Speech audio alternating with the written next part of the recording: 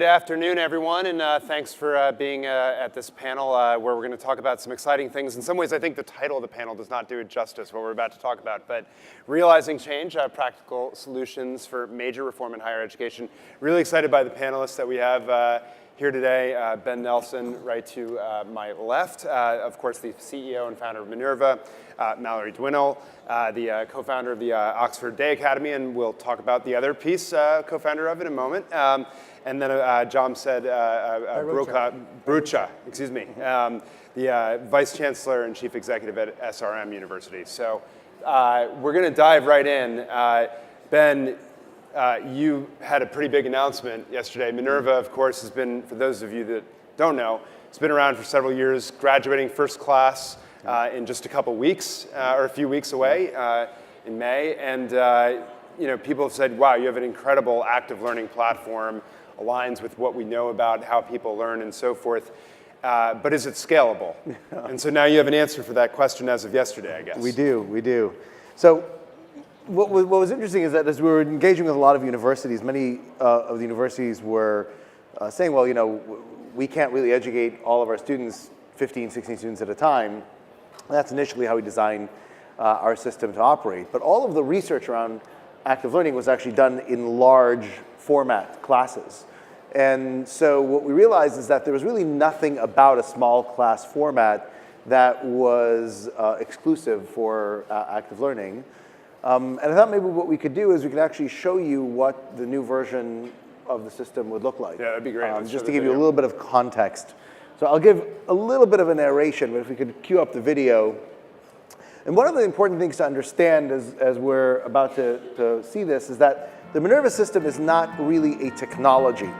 It is a combination of a curricular structure on cross-contextual scaffolding, fully active learning pedagogy, and then the Minerva form technology that enables students to continuously engage throughout all of their activities. And so what you see here is a sampling of some of the activities that students can engage in. The concept of fully active learning is even when you see a student doing something in a primary position, so for example, edit a document, you're going to see other students being able to participate at the same time. And in fact, even when there are students in prime positions, for example, having a debate or answering a question, other students may be responding to what they're hearing, therefore doing deep processing. And so there are features like breakout groups, continuous voting, before and after polls that you can see in various formats to see how student opinion has changed over time, and the ability to continuously engage students through all of these types of endeavors. Now, one of the things that people don't know much about Forum is what's behind the scenes, which is what allows the professor to actually manage all of this. So if you actually were to ask a professor to conduct the class while teaching, they wouldn't be able to do it. And this is why we have a timeline that actually can, based on the lesson plan the professor uploads into the system, can provide the professor notes on every section that comes up, as well as actually change the nature of what happens in the room so they can manage it correctly. The professor also has a lot of management tools. So for example, looking at what breakout groups and what progress occurs within the breakout groups automatically, and have a heat map of which breakout groups need the professor's attention so they can actually go into them and participate and see if students are stuck or have an uneven distribution of conversations. And we extend that to the class itself. So for example, tracking not only how many seconds every student spoke during the class, but be able to do that across an entire semester, which have been the most versus least active students during that semester time frame. And in order to be able to accomplish all of that, really requires empowering professors and our partner institutions to create curriculum that has those activities and that scaffolding built into it. So that means that professors can collaborate on building lesson plans together. They can build in learning objectives into that lesson plan and provide both intentional, foregrounded, and backgrounded opportunities for students to apply what they've learned, and design the activities in the class ahead of time. And that's really important because, again, you don't want to have that occur while the professor is teaching class. So they can design it, get a preview of what the class would look like, and see how it would work overall. The last component of Forum and the system ensures that students receive ongoing feedback. And that means that the same process in which you provide students feedback on their written work, for example, their essays, all rubric-based, connected to the learning objectives that are set by the institution from a priority perspective, are the same kinds of feedback that they get when they actually are participating in class.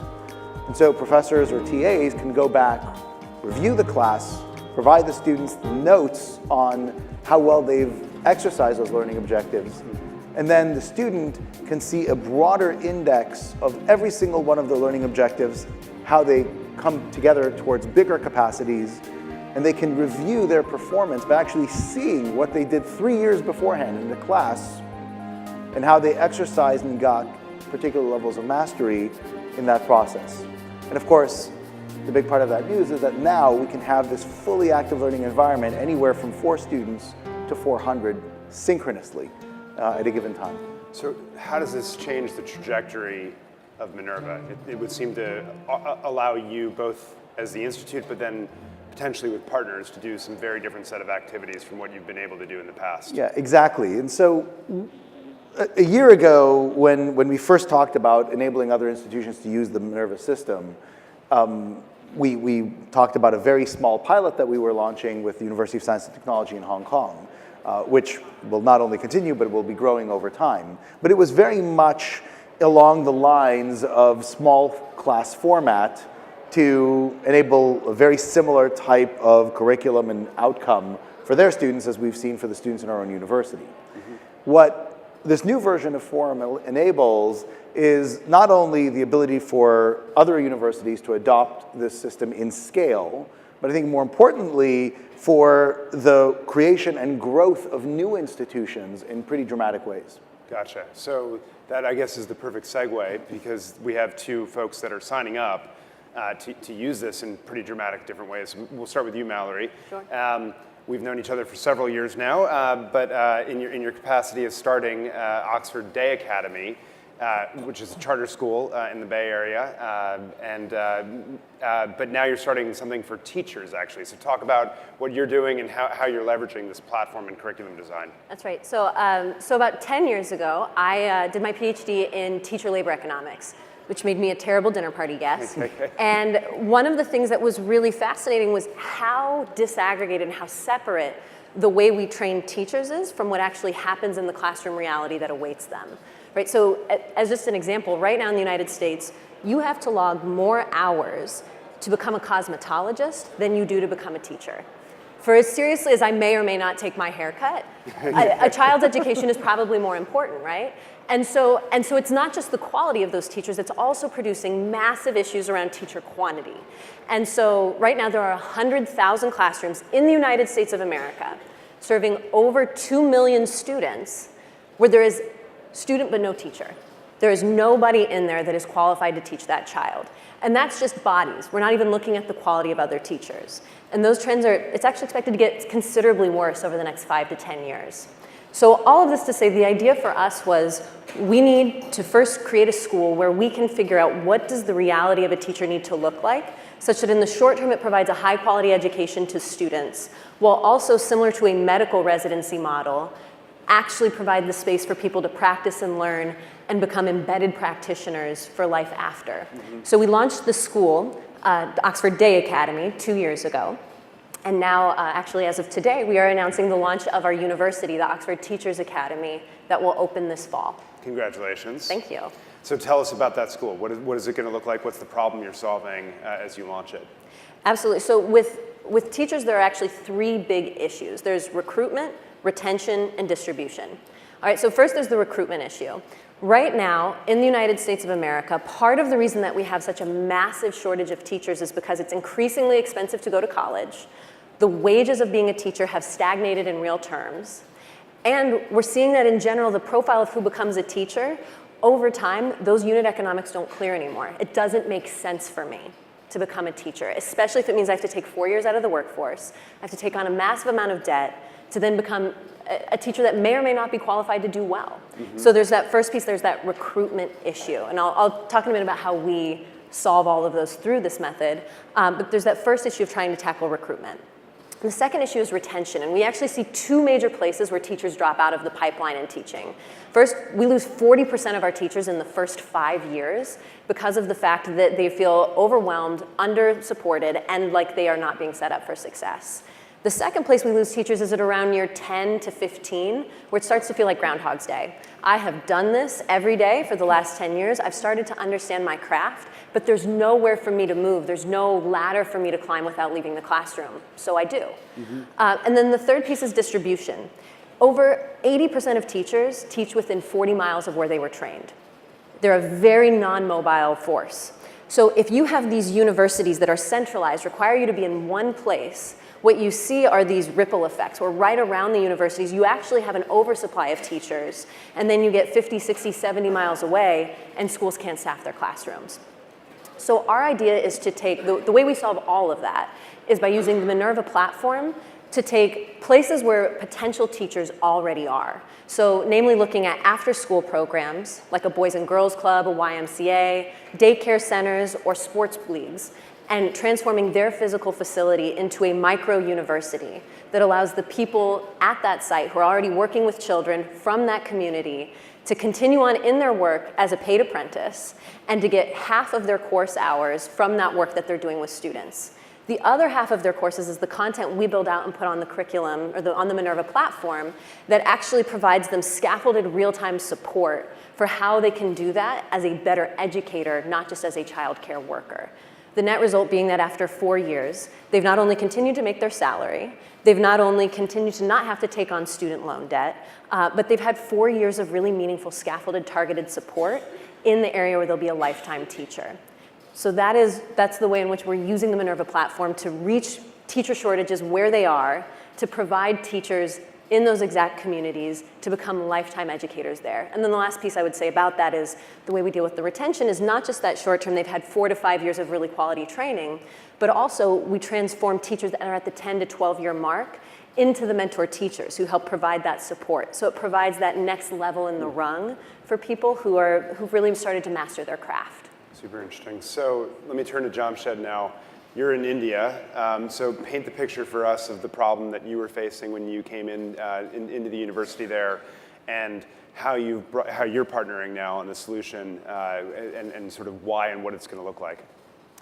Sure, thank you. Well, I moved back to India 6 months ago because of an opportunity to lead a brand new university in a brand new city. And so I could hopefully shape and build from scratch and not inherit a lot of baggage and a lot of practices that are too well worn. And there are really 4 things that I came to see that required some sort of serious innovation. One is student engagement. In India, even though India produces large numbers of talented people that feed, the global economy, the higher education is still stuck in a model of lectures, usually large lectures, and then midterm exams and final exams, and that's it. So you have, other than the 10 or 15% of students who really want to be there and want to learn, who go on to be academics like us, the rest of them are not engaged. So there's high absentee rates, and universities try all kinds of things to force attendance. And my view is you can force a student to be there, but you can't force their minds to be there. So there's lack of engagement. And then they just cram for the exams at the end. And so the forgetting rate is very fast and not much deep learning that transfers elsewhere. The second issue is communication skills. All the employers in India are saying, your graduates cannot communicate. Okay. Part of it is English. The English is the lingua franca for professional life in India. But in fact, very few students have the kind of fluency that you would find in some of the elite schools. So you have a huge variability. Some students are technically very strong, very good at math and computer science, but don't have good communication skills in English. And the employers are complaining about that, and the universities are doing a lousy, lousy job of that. The third issue is the scale at which some subjects, particularly computer science, need to be taught. So we have now, in the first 2 classes that we've established, we have a School of Engineering and we have a School of Liberal Arts. In the first 2 years, we have 1,400 students. And how many computer science majors do you think we have? 800 out of 1,400. And we don't want to just cap the numbers because they're actually some of the strongest students. And yet, computer science is the most difficult field in which to recruit faculty, not just in India, but everywhere except maybe the top American universities. So we want to maintain a favorable student-faculty ratio. Our target is 15:1. But in computer science, our ratio is 60:1.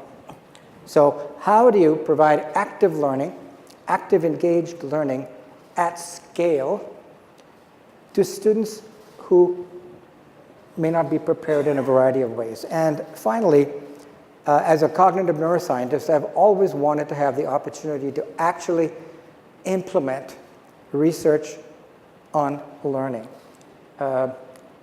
It's very frustrating that even though most of that research goes on in American colleges and universities, very, very little of that is actually put into practice. Why is that? Well, as professors, and I come from the professoriate, we all believe to the point of knowing that we're teaching in the best way. Okay? Everybody has a view about education, and everybody is certain that they're right about it, particularly us professors. But the data show that a lot of it is just not true. A lot of it is just not supported. We tend to teach as if we were teaching ourselves when we were in college, that top 10, 15% of students who were academically motivated, even though vast majority of our majors go on to Wall Street or medical school or law school or something else. Okay? So those are some of the issues, and I've been following Ben's work for a while. We've interacted in former iterations of my career. And so I turned to him and said, do you have a solution for these 4 things?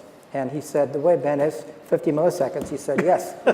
So we're going to do that. We're going to have our computer science faculty are going to get trained on the platform.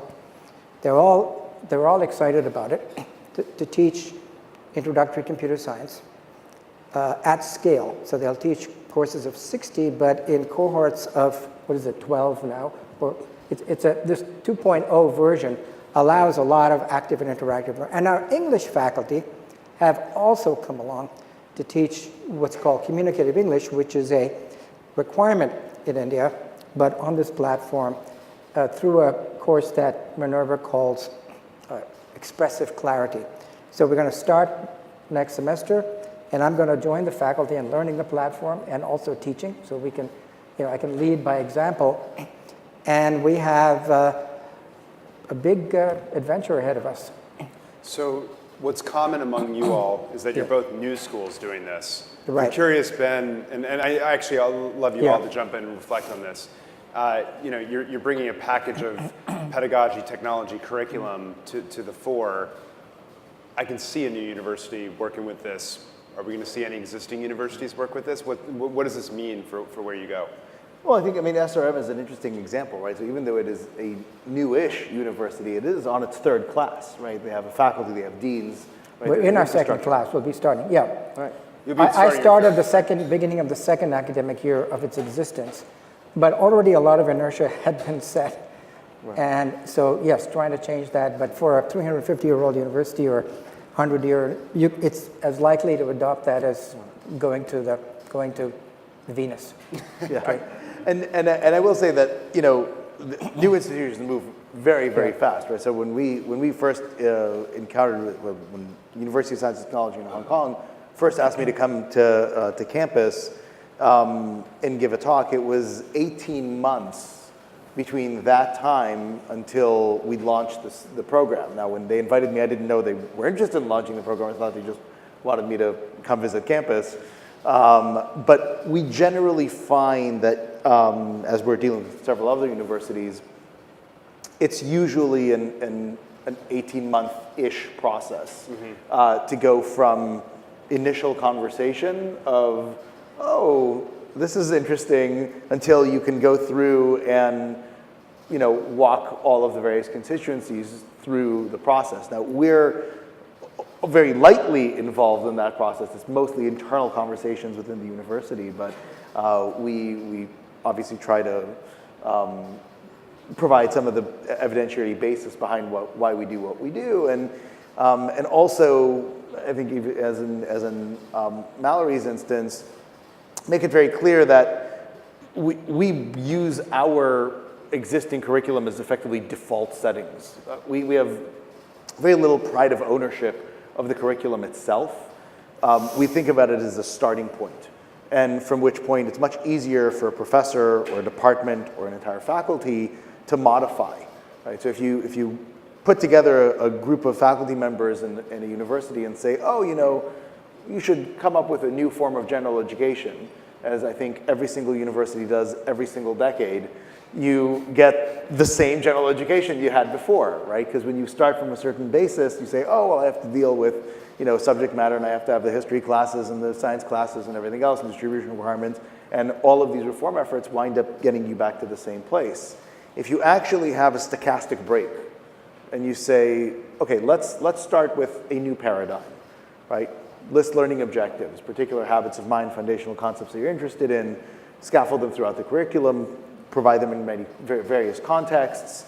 Now, come together as a faculty and decide what habits or concepts actually are not crucial, what are missing and should be added that aren't there, what kinds of additional upper level programs do you want to build on top of that, right? We've never put together, funny enough, a course about education at Minerva, but the Oxford Teachers Academy is going to create an entire program around education that's based on that same. So based on the curricular and pedagogical design, but correct. Actually then custom building content? That's right. That's right. And honestly, I would go so far as to say, I think that a lot of existing universities will not adopt this and they will die. Our shared mentor, Clayton Christensen, has predicted that as many as 50% of universities will close by 2030? Is that by 2030, 2040? He and I are in a bit of a revision on this right now. So, but at some point, it does not look good, right? The dinosaurs could complain about when the meteor is coming. The fact that it's coming is the problem. Directionally, I think it'll be 25% plus, but yeah. And I think, why does that happen, right? And I think of this classic disruption theory, which is that organizations that exist, overshoot the needs of their consumer, right? They start adding on bells and whistles that drives up cost, that then drives up non-consumption for people whose needs aren't met, who don't need those bells and whistles.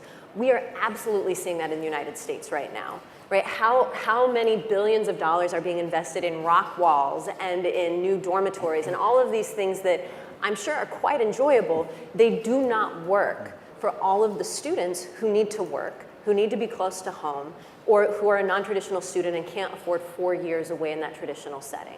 So we have serious non-consumption. Mm-hmm. We also live in a time where the United States economy is going to become more and more dependent on some sort of skill, right? So non-consumption is not evidence of not needing that product. It's just not aligned to their needs. Mm-hmm. We've been waiting for 10 years for a technological platform and system that allows us to do this. And my co-founder Irene and one of my board members John are here. They can tell you, patience is not one of my virtues. We have not been waiting for 10 years because we think that that's just the right thing to do. With disruption, a technological innovation comes through, and that allows new competitors to come in to target non-consumption and then to eventually beat out the dinosaurs. This is what is happening right now, and I think we're at the very beginning of it, and I think we're going to see that. So you went exactly where I was going to ask you, which is it seems like you both are solving this similar problem, which I would say non-consumption. In your case, rural teachers, how do you get them? In your case, you're in India, computer scientists communicate all these attributes you listed. Where do they come from? You both are tackling, it seems, similar dimensions of that problem. Is that fair to say? Yeah, I mean, they're not exactly the same problem, but I think engagement is key. Now, we are a residential university, so we're not adopting it as a distance learning format. The faculty teaching it will be in residence, the students will be in residence. It's just that it's a way to use technology to help engage your student and to try to create mini seminars out of large classes in which not a single student can be anonymous. That's the biggest problem in Indian higher education today. It's very easy to be anonymous, and frankly, I think most leaders in higher education, they would agree, most students want to just sort of glide, just, you know, they've gotten into the college, which was a lot of work, the families pushed them. For the first time, they have some freedom, they're away from the families. Learning is not the first things on their mind, except for the, you know, some of the good students. And so this way, in a sense, they can't escape. I mean, you're on the screen, and the professor can parachute in and ask you a question, and you're getting all kinds of analytics about who's participating and who's not. So you're forcing their brains to be engaged, particularly in the, you know, texting generation and all of that stuff. It's very hard to get the attention of students in large classes, unless you're at an extremely highly selective college or university where most of the students are there because they want to learn. But let's face it, you know, India is graduating 1 million students a month. I think that's roughly the number into the labor force.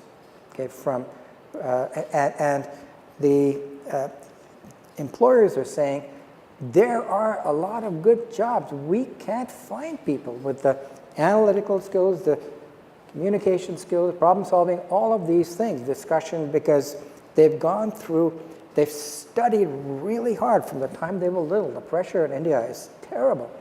But it's just to prepare for these exams, and they learn strategies and they take coaching classes and so on and so forth, but they come out not being what either the employers want or really the future of the country should want in terms of innovation and entrepreneurship and coming up with new ideas no matter what the field is. So slightly different motivations, but it's the same thing. I think we probably will build a climbing wall, but in India it's much cheaper. Yeah. You know, and I think that's another fascinating thing about both of these institutions. That you know, when we started our own university, we were, you know, so proud of the fact that here we're charging, you know, tuition and fees of less than $15,000, and you know, you add room and board, it's $30,000. It's, you know, less than half of the cost of a traditional, you know, private nonprofit university. And compared to what both SRM and OTI are doing, we look like profligate spenders. I mean, here's a 4-year degree, right, that each of these institutions are going to provide, where the all-in cost to the student in OTA's case is going to be in less than $10,000 a year, right? And in SRM's case is well under that, and that includes room and board, right? And so, half that, yeah. And so the remarkable thing is that the benchmark of what both of these institutions are doing is not to say, oh, well, you know, we're going to provide a low-cost, low-quality offering. The perspective is, how do we produce the absolute best teachers on the planet? How do we produce the absolute best computer sciences students on the planet, and do that for 5% of the underlying cost of a traditional private American university? I think that's really what is so remarkable about these two institutions. Mm-hmm. So I'm going in a bunch of different directions, but let's do this. I'm curious, the counterfactual for you both. If this platform hadn't been launching as it is now, what would you have done? What would your technology enabler been for both of you? Honestly, I don't know that we would have one, because if you take, again, when we look at the profile of our student, we considered trying to go through partnerships with traditional universities. And we are now working on accreditation as our own university. But the problem is with us trying to go out into rural communities where you might have 2 people in Campo, Colorado, and then you might have 5 people in Athens, Alabama, and that's all that you can support without this platform that allows you to create a community from those disaggregated spaces. The cost of universities, right, whether through a partnership or through our own, coupled with that disaggregated, distributed population, I don't know that we would have been able to. We would have tried. I don't know if we would have been successful. I mean, we would have done what we could. There are methods of engaging students in large classes, even without that. And I taught at Dartmouth for many years, and as I started to think I need to innovate more and have more active learning, I would use some of those. So, one very successful method, doesn't matter how large the class is, you say, I'm going to spend the first 15 minutes posing questions from the reading for today. And I'm going to pose a question, then I'm going to pick a name at random. It's important that it be random. So I have a little random number generator, name flashes. You have to pose the question first. So they're all thinking, lest they be called, and then somebody is called. There are things that are quite effective. Other kinds of methods, frequent quizzes. The data are very clear now that quizzes and exams are not just assessment tools, they're learning tools, extremely powerful learning tools. But you have to do them often. And things like, we would have done what we could, but my experience in trying to get faculty to adopt these techniques is it's very, very difficult. You can get them workshops and training and so on, but in the end they regress. It's just too easy to pull your notes off the shelf or your PowerPoint and go. I think you need a completely new teaching context in order to get the students and the faculty to have a different set of expectations. So one of the things with active learning, where we've tried it, other people at other universities without the technology, is often some of the students say, why do you want us to do the learning before class, and then just why are you asking us questions? Aren't you paid to teach us? They say that a lot. And in India, that's we've had professors at our university who've tried that, say, come prepared with the reading. It's all there now online, and I'm going to tell you where to go. And then I pose questions. And they came filing into my office and saying, this fellow is not teaching. Tell him he's supposed to tell us the way things are. And I said, well, this thing called active learning and so on and so forth. So it's very difficult. And my hope is by completely changing the context, just as if you're trying to cure somebody of an addiction or something like that, you've got to change their context completely to get them into new patterns. Otherwise, as soon as they go back into familiar settings, they're going to regress. So that's my hope. But I tend to be very much the optimist, and we'll see.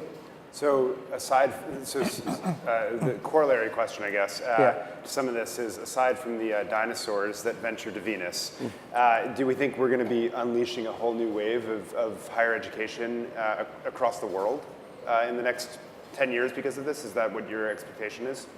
I think so. It's not my platform, but I think so. And here's why, right? Is you think about, why is it that Uber has displaced all of the taxi fleets, right? Why is it that Airbnb have displaced all of the hotel chains? It's because they are able to be agile and nimble because they don't have that underlying infrastructure and capital. And now, how many pitches I live in Silicon Valley. Everyone is the Uber of shopping. Everyone is the Uber. So it's not just that they've disrupted their industries, they've created an entire new way of thinking about how we organize as humans around whatever job it is to be done. Mm-hmm. I don't see how this is any different. I don't see how this type of program, because it's more than a platform, I don't see how this type of program and system doesn't unleash that same type of, this is the Minerva of teacher training, this is the Minerva of nursing, this is the Minerva of whatever it might be. I don't see how there'd be any underlying difference in what's happening there. For India, I think, if it doesn't happen, then the country is going to be in trouble. Because right now, the economy is booming. It's one of the fastest growing economies in the world. But that's not going to go on forever. And it's got a very young population. Half the population is under the age of 25 or 26 or something like that. And so while that's a advantage compared to China, where it's an aging population, because you've got this energetic youth, going out there, and not an aging population to support. At the same time, you've got to get them ready. And right now, the gross enrollment ratio for higher education in India is only 28%. That's the ratio of students actually enrolled in college relative to the number of students in that age group. China is already 50%, the United States is over 60%. What are these kids going to do out there as automation increases? And so when you have such large numbers, you're talking about hundreds of millions of students. The model that I know and love, the liberal arts model of small classes, seminars, and close contact with your professor, it's a wonderful model. But it is simply not scalable in that part of the world. It's simply not possible. So you have to do something differently. And unfortunately, people aren't innovating. One big irony is about universities all over the world is that even though they're creating most of the new ideas and new innovations, they are loath to innovate in their own practices. And I think, once I understood that the model that all my career I've loved, this small liberal arts classes and so on, is simply not going to solve the problem at the scale in other parts of the world where they will never come close to an institution that is able to provide that. You have to think differently. And I just don't see how you can do it without being smart in some way. And I think the key question now is the question for governments and the licensing authorities, because you could have one of two scenarios happening. New institutions are going to be popping up at breathtaking speed at this point, because as we can demonstrate, we can basically turn on an institution of higher education in a matter of months, which with almost no upfront investment if it's in the same language, and with some moderate upfront investment if it's in a new language. So government and regulatory authorities are going to have to decide, are they going to reform the way they hand out the taxi medallion and therefore enable a lot more taxis to hit the road, but with the proper governmental authorization? Or are they going to continue to create difficulties in trying to slow down that process? And then what will eventually happen is a bunch of institutions will say, you know what, we'll just operate Uber.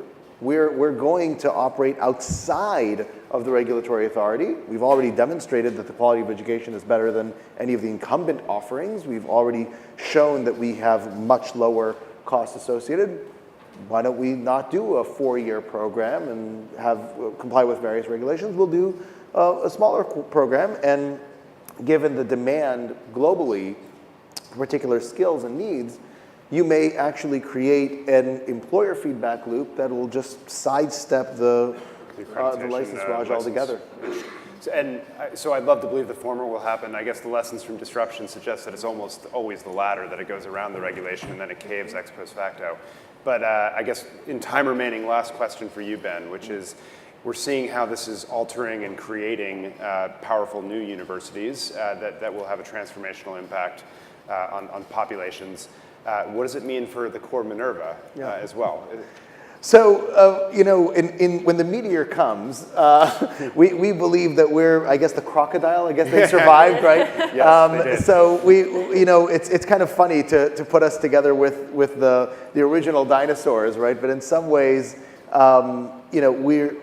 we are the most efficient and most effective institution in many ways of the old model.